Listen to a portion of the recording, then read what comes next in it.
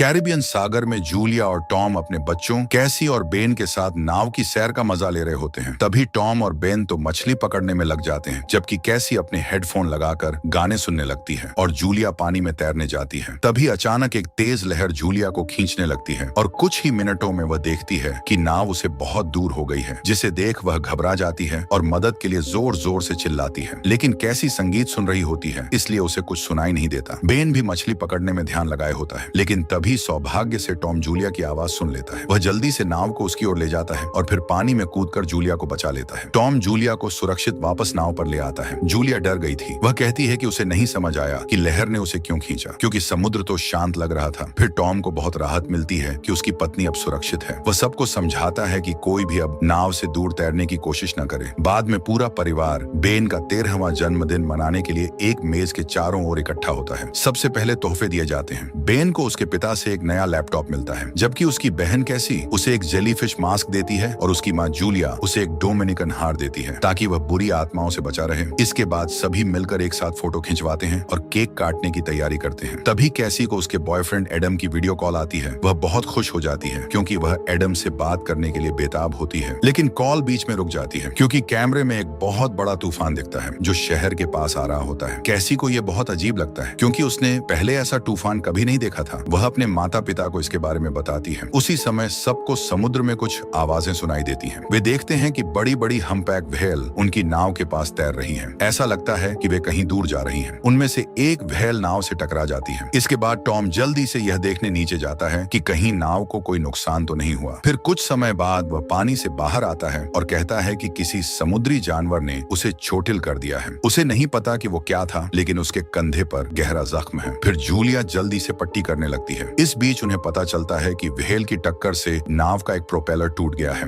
अब उन्हें नाव को बंदरगाह तक वापस ले जाने के लिए मदद चाहिए। तभी जूलिया रेडियो पर मदद के लिए संदेश भेजने की कोशिश करती है, लेकिन कोई जवाब नहीं आता। उनके फोन भी नेटवर्क से बाहर है। अब उनके पास बस यही उम्मीद है कि कोई जल्दी मदद के लिए आए। तभी टॉम बताता है कि उनके पास सिर्फ 4 दिनों के लिए खाने पीने का सामान बचा है। फिर एक और परेशानी आ जाती है। वे आसमान में कुछ चमकता हुआ देखते हैं, जैसे आसमान से उल्कापिंड गिर रहे हों। उनमें से एक जलती हुई चीज नाव के बहुत पास गिरती है, जिसे देख टॉम जल्दी से इंजन चालू करने की कोशिश करता है। लेकिन अब दूसरा प्रोपेलर भी टूट गया है। इंजन ज्यादा गर्म हो जाता है और रुक जाता है। तभी टॉम ध्यान से देखता है तो उसे समझ आता है कि ये उल्कापिंड नहीं है, बल्कि टूटे हुए उपग्रहों के टुकड़े हैं और उनमें से और भी नाव की ओर आ रहे हैं। टॉम जल्दी से अपनी पत्नी और बच्चों को गले लगा लेता है और उन्हें बचाने के लिए अपने शरीर से ढक लेता है। लेकिन उनकी किस्मत अच्छी थी कि वह उल्कापिंड नाव से नहीं टकराता। फिर भी बाहर रहना बहुत खतरनाक था, इसलिए पूरा परिवार केबिन में चला जाता है और सभी दरवाजे और खिड़कियां बंद कर देता है। लेकिन उपग्रहों की टक्कर से नाव का संतुलन बिगड़ जाता है। नाव हिलने लगती है और इस झटके में बेन को चोट लग जाती है। तभी उसके माता पिता उसे उठाकर धीरे से सोफे पर बैठा देते हैं। इसके बाद टॉम अपने बच्चों को लाइफ बोट पहनाता है और फिर से रेडियो पर मदद मांगने की कोशिश करता है। उसी समय एक जोरदार तूफान आ जाता है, जिससे नाव और ज्यादा हिलने लगती है। इतनी हलचल और डर से जूलिया की नाक से खून बहने लगता है और कैसी को उल्टी जैसा महसूस होने लगता है। बेन को भी बहुत तकलीफ होती है। वह अपने कमरे की तरफ भागता है, लेकिन नाव के हिलने के कारण वह सीढ़ियों पर गिर जाता है। प्रकृति की ताकत से लड़ते हुए जूलिया और टॉम अपने बच्चों की मदद करते हैं। वे चारों केबिन में इकट्ठा होकर तूफान के शांत होने का इंतजार करते हैं। कई घंटे तनाव में बिताने के बाद अगली सुबह पूरा परिवार सुरक्षित उठता है। लेकिन जब वे बाहर जाते हैं तो देखते हैं कि जहाज बुरी तरह से टूट चुका है। सबसे चौंकाने वाली बात यह होती है कि जहाज अब समुद्र में नहीं, बल्कि एक बहुत बड़ी सूखी और सुनसान जमीन के बीच में खड़ा है। ऐसा लगता है जैसे पूरा समुद्र कहीं और चला गया हो और वहां अब बस एक बड़ा रेगिस्तान बचा है। टॉम को शक होता है कि शायद वैसा ही कुछ हुआ है जैसा करीब 7 लाख साल पहले हुआ था, जब धरती के नॉर्थ एंड साउथ पोल बदल गए थे। अगर यह सच है तो हो सकता है समुद्र की बहुत बड़ी लहरें उठी हों और इस वजह से करोड़ों लोग मारे गए हों। यह सुनकर कैसी बहुत दुखी हो जाती है। उसे डर लगता है कि उसके बॉयफ्रेंड एडम के साथ कुछ बुरा हो गया है। वह अपने कमरे में जाकर खुद को बंद कर लेती है। तभी उसके माता पिता उसे समझाने की कोशिश करते हैं, लेकिन उनके पास ज्यादा समय नहीं है। वे जल्दी से जहाज की मरम्मत करने और जितना हो सके उतना खाना पानी इकट्ठा करने निकल जाते हैं। बेन भी मदद करने का फैसला करता है। वह अपने जन्मदिन के गुब्बारे लेता है और उन्हें रस्सी से बांधकर ऊपर उड़ाता है, ताकि अगर आसपास कोई जिंदा हो तो वह उन्हें देख सके। उसी समय टॉम रेडियो को ठीक करने में सफल हो जाता है और फिर से मदद के लिए कॉल करता है। इस बार उसे किसी नाव नाम के लड़के का जवाब मिलता है। वह कहता है कि वह एक पनडुब्बी का कैप्टन है। उसकी पनडुब्बी समुद्र की गहराई में खोज कर रही थी, लेकिन जब पृथ्वी के पोल बदल गए तो धरती के बीच में जमीन आ गई। वह यह भी कहता है कि यह घटना शायद इंसानों की गलती का नतीजा है, जैसे प्रदूषण फैलाना और प्रकृति को नुकसान पहुंचाना। तभी कैप्टन बताता है कि उसकी पनडुब्बी के कंप्यूटर से यह जानकारी मिली है कि यही घटना फिर से 1 हफ्ते के अंदर दोबारा हो सकती है। इसका मतलब यह है कि समुद्र दोबारा अपनी जगह पर लौटेगा और रास्ते में जो भी आएगा उसे नष्ट कर देगा। इसीलिए अब वह उन्हें सलाह देता है कि वे जितनी हो सके उतनी ऊंचाई पर चले जाएं, वरना वे जिंदा नहीं बच पाएंगे। फिर कॉल खत्म होने से पहले टॉम पूछता है कि क्या पनडुब्बी इस जोरदार बदलाव को झेल पाएगी। तभी कैप्टन कहता है कि शायद पनडुब्बी बच सकती है, लेकिन उसमें सिर्फ 3 लोगों के लिए ही जगह है। अपने बच्चों की जान की चिंता करते हुए टॉम और जूलिया उससे गुजारिश करते हैं कि वह कैसी और बेन को पनडुब्बी में जगह दे, ताकि कम से कम उनके बच्चे तो बच सकें। जिसे सुन कैप्टन अब इस बात के लिए मान जाता है और उन्हें पनडुब्बी की लोकेशन बताता है, जो यहाँ से 3 दिन की दूरी पर है। अब जब उनके पास एक रास्ता है तो टॉम अपने परिवार से कहता है कि वे रात को थोड़ा आराम करें, क्योंकि अगली सुबह उन्हें लंबी यात्रा शुरू करनी है। फिर सुबह होते ही पूरा परिवार जितना हो सके उतना खाना और पानी इकट्ठा करता है। उसी वक्त टॉम देखता है कि एक अजनबी उनके जहाज के पास आ रहा है। उस आदमी के साथ एक कुत्ता है और उसके हाथ में एक हारपून है। टॉम उसे दोस्ती का इशारा करते हुए पानी की बोतल देता है, लेकिन जैसे ही वह आदमी पानी पीकर खत्म करता है, वह अचानक टॉम पर हमला करता है और उसे जमीन पर गिरा देता है। यह देखकर जूलिया डर और गुस्से में अपने पति को बचाने दौड़ती है, लेकिन वह आदमी टॉम के गले पर हमला कर देता है और उसे मार देता है। अब कुछ भी करने में असमर्थ जूलिया जैसे ही अपने बच्चों को चेतावनी देने दौड़ती है, वह आदमी उस पर हारपून फेंकता है, जो जूलिया के कंधे में लग जाता है। गंभीर चोट लगने के बावजूद जूलिया किसी तरह जहाज तक भागती है और अपने बच्चों के साथ खुद को अंदर से बंद कर लेती है। उस आदमी ने भी पीछा किया और दरवाजा तोड़ने की कोशिश करने लगता है। अंदर जूलिया कैसी और बेन को एक फ्लेयर गन देती है और उन्हें कहती है कि वे सोफे के नीचे बने डिब्बे में छिप जाएं। फिर वह खुद बाथरूम में जाकर दरवाजा बंद कर लेती है और अपनी सुरक्षा के लिए एक चाकू साथ ले लेती है। कुछ देर बाद वो आदमी नाव के अंदर घुसने में कामयाब हो जाता है और बचने वालों को ढूंढते हुए खाने का डिब्बा उठा लेता है। इसी बीच जूलिया अपने कंधे पर कपड़े से पट्टी बांधती है और उस आदमी के आने का इंतजार करती है, जो अब धीरे धीरे बाथरूम के पास आ रहा है। आखिर में वह आदमी बाथरूम का दरवाजा खोलता है, इस उम्मीद में कि कोई अंदर होगा, लेकिन उसी पल जूलिया जहाज के एक छोटे छेद से बाहर निकलने में कामयाब हो जाती है और बच निकलती है। लेकिन बाहर वह एक कुत्ते से टकरा जाती है। कुत्ता अपने मालिक को चेतावनी देने के लिए भौंकने लगता है। फिर वह कुत्ता जूलिया की तरफ दौड़ता है। जूलिया के पास कोई और रास्ता नहीं होता, इसलिए वह खुद को बचाने के लिए ब्लेड से कुत्ते को मार देती है। कुत्ते की दर्द भरी आवाज सुनकर वह आदमी दौड़कर आता है और जमीन पर अपने पालतू कुत्ते को मरा हुआ पाता है। यह देखकर वह और गुस्से में आ जाता है और जूलिया की तलाश में निकल पड़ता है। उधर जूलिया फिर से जहाज पर चढ़ने में सफल हो जाती है और अंदर अपने बच्चों को ढूंढने लगती है। तभी वह आदमी अचानक उस पर हमला करता है और उसके चेहरे पर जोर से मारता है, जिससे जूलिया जमीन पर गिर जाती है। इसके बाद वह आदमी जूलिया के पैरों को खींचने लगता है, लेकिन जूलिया उसे बहुत जोर से लात मारती है, जिससे उसे थोड़ी राहत मिलती है। फिर वह अपना चाकू वापस लेने की कोशिश करती है, लेकिन वह आदमी हार नहीं मानता। वह जूलिया से चाकू छीन लेता है और उसका सिर जमीन पर जोर से मारता है, जिससे उसकी नाक से खून निकलने लगता है। तभी कैसी और बेन भी यह सब देख रहे होते हैं, लेकिन वे समझ नहीं पाते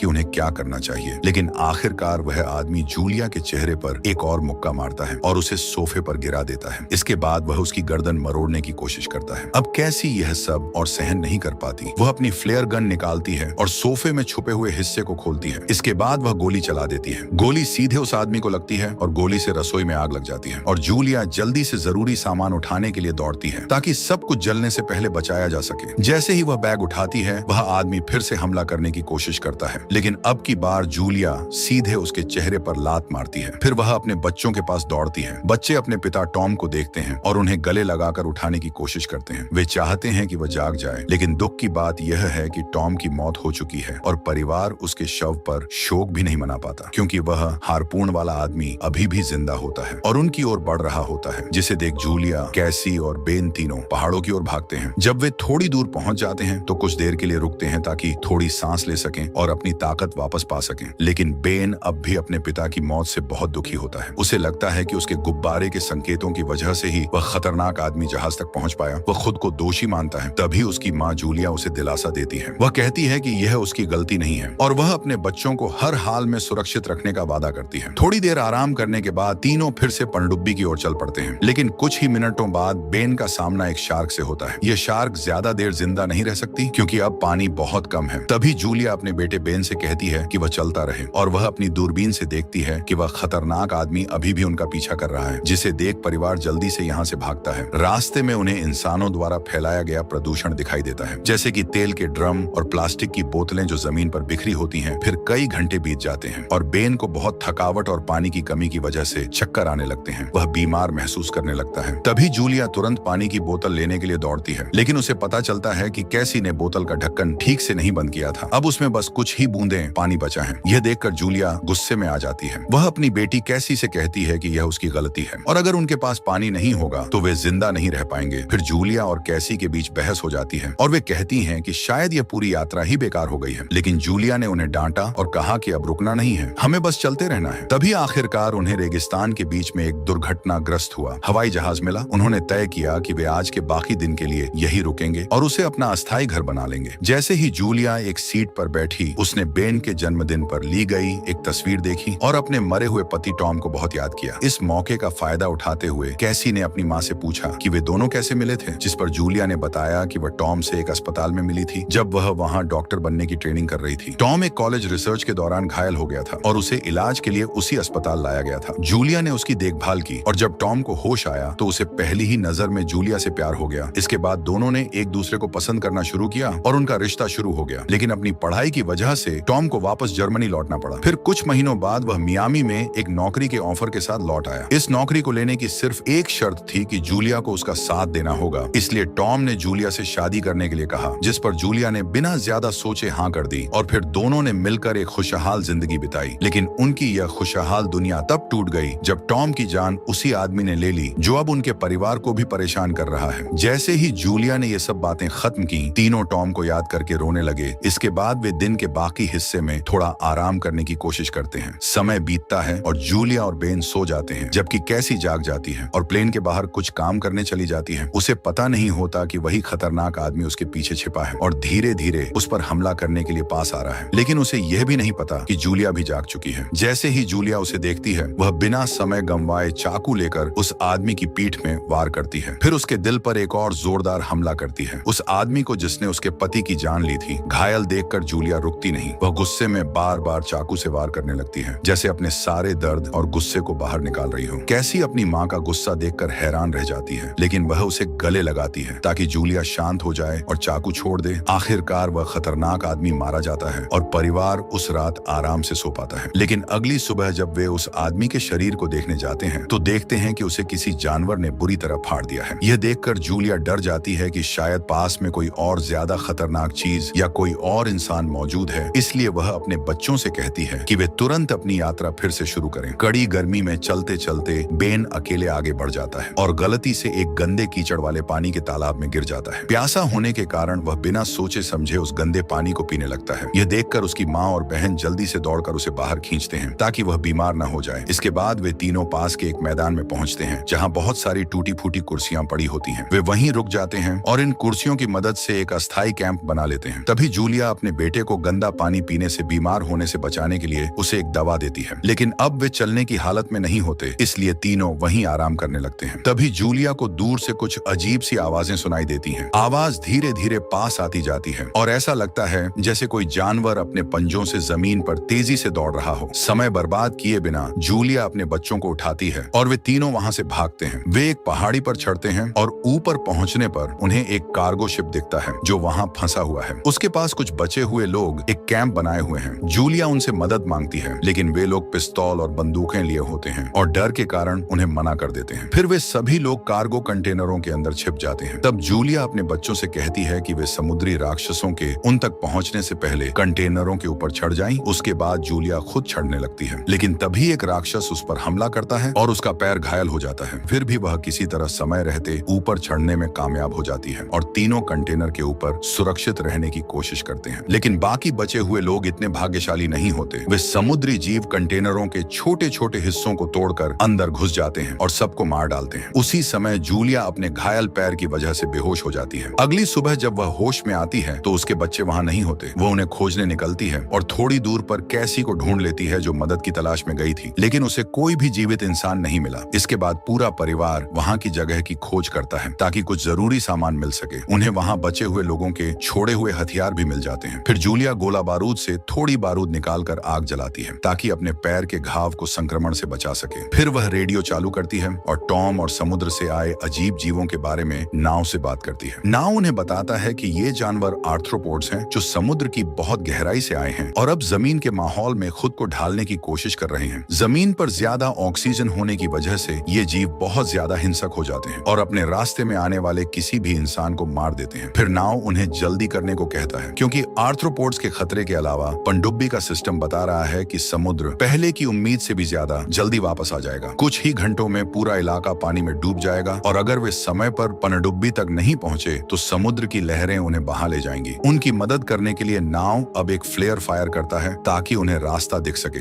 इस वजह से जूलिया को समझ आ जाता है कि उन्हें किस दिशा में जाना है। रास्ते में एक बहुत गहरी खाई आती है जिसके किनारे संकरे और पत्थर से भरे हुए हैं। फिर भी परिवार आगे बढ़ता रहता है, लेकिन तभी एक बड़ी चट्टान गिरने लगती है। वह चट्टान कैसी और बेन पर गिरने वाली होती है, लेकिन जूलिया उन्हें धक्का देकर बचा लेती है। हालांकि गिरती चट्टानों की वजह से माँ और बच्चों के बीच एक रुकावट आ जाती है और अब जूलिया उनके पास नहीं पहुंच सकती। फिर भी वह अपने बच्चों से कहती है कि वे आगे बढ़े और खुद को बचाएं। बच्चे पहले तो मना करते हैं, लेकिन जूलिया उन्हें जोर देकर समझाती है कि वह किसी तरह दोबारा उनके पास आ जाएगी। इसके बाद कैसी और बेन पनडुब्बी की ओर दौड़ पड़ते हैं। जब वे वहां पहुंचते हैं तो उन्हें दिखता है कि नाव बहुत बुरी तरह घायल है। ऐसा लगता है कि उस पर भी आर्थ्रोपोड्स ने हमला किया है। बहुत खून बह जाने के कारण उसके पास अब ज्यादा समय नहीं बचा है। फिर भी वह चाहता है कि बच्चे सुरक्षित पनडुब्बी के अंदर चले जाएं और वह अपनी जगह जूलिया को देना चाहता है। जब कैसी ये सुनती है तो वह जूलिया को वापस लाने के लिए दौड़ पड़ती है। तभी बेन उसे अपनी माँ का दिया हुआ हार देता है ताकि वह सुरक्षित रहे। कैसी फिर दौड़ती हुई उस खाई में वापस जाती है। उधर जूलिया को आर्थ्रोपोड्स की आवाजें सुनाई देती हैं और वह कैंप से उठाई गई शॉटगन से उन पर गोलियां चलाती है, लेकिन आर्थ्रोपोड्स ज्यादा हैं और उसकी बंदूक की गोलियां लगभग खत्म हो चुकी हैं। उसे लगता है कि अब बचने की कोई उम्मीद नहीं है, इसलिए वह बस अंत का इंतजार करती है। लेकिन तभी ऊपर चट्टानों से कैसी दिखाई देती है। वह अपनी माँ की ओर हाथ बढ़ाती है और कहती है कि पनडुब्बी में एक सीट अब भी बची है। ये सुनकर जूलिया हिम्मत जुटाती है और कैसी की मदद से चट्टानों पर चढ़ जाती है। फिर माँ बेटी दोनों तेजी से पनडुब्बी की तरफ दौड़ते हैं, जहाँ सैकड़ों आर्थ्रोपोड्स उनका पीछा कर रहे होते हैं। वे देखते हैं कि नाव अब जीवित नहीं है और चारों तरफ समुद्री जीव फैलने लगे हैं, लेकिन जूलिया, कैसी और बेन किसी तरह पनडुब्बी के अंदर घुसने में सफल हो जाते हैं। अंदर वे खिड़की से देखते हैं कि एक बहुत बड़ी समुद्री लहर उनकी तरफ बढ़ रही है। वे जल्दी से अपनी अपनी सीट पर बैठते हैं और सीट बेल्ट बांध लेते हैं। फिर आखिर में समुद्र की बड़ी लहरें पूरे रेगिस्तानी इलाके को ढक लेती हैं और पूरी ताकत से पनडुब्बी को धक्का देती हैं। अंदर बैठे जूलिया, कैसी और बेन को यह नहीं पता होता कि वे जिंदा बच पाएंगे या नहीं। जूलिया को टॉम की मौत और उस आदमी की याद आने लगती है जिसने उनका पीछा किया था। इन दुखद यादों के साथ साथ समुद्र की डरावनी ताकत का डर भी उन पर छा जाता है, जो पनडुब्बी को बार बार एक तरफ से दूसरी तरफ झटका देता है। फिर भी परिवार हार मानने को तैयार नहीं होता। वे एक दूसरे का हाथ थामे रहते हैं और इस तूफानी हालात का डटकर सामना करते हैं, यह उम्मीद करते हुए कि वे जिंदा बच जाएंगे। फिर कई घंटों की अनिश्चितता के बाद वे महसूस करते हैं कि पनडुब्बी अब स्थिर हो गई है, जैसे वह जमीन पर आ गिरी हो। जूलिया ऊपर का दरवाजा खोलती है और देखती है कि वे तीनों एक ऐसे शहर में पहुंच गए हैं जो समुद्र की विशाल लहरों से पूरी तरह तबाह हो चुका है। अपने बच्चों को जिंदा और सुरक्षित देखकर जूलिया उन्हें गले लगा लेती है और उन्हें राहत महसूस होती है कि एक पारिवारिक यात्रा जो एक डरावने संघर्ष में बदल गई थी, वह अब खत्म हो गई है और वे जिंदा हैं। तो आपको ये फिल्म कैसी लगी? नीचे कमेंट में जरूर बताएं।